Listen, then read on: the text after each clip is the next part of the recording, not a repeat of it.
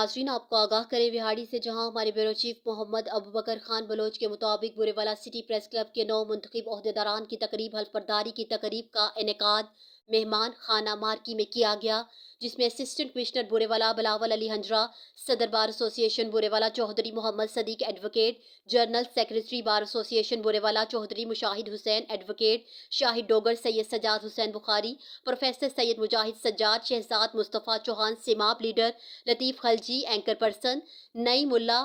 P T I رہنما، Majid Yousuf Gujjar superintendent municipal corporation S H O model town Nasir Mahmood اور دیگر معزز مہمانوں کی کثیر تعداد نے شرکت کی۔ عہدیداران نے حلف اٹھاتے ہوئے اپنے صحافتی فرائض کی بہترین انداز میں ادائیگی کا عہد کیا۔ اس موقع پر مقررین نے اپنے اپنے خیالات کا اظہار کرتے ہوئے سٹی پریس کلب رجسٹرڈ کی صحافتی سرگرمیوں کو سراہا۔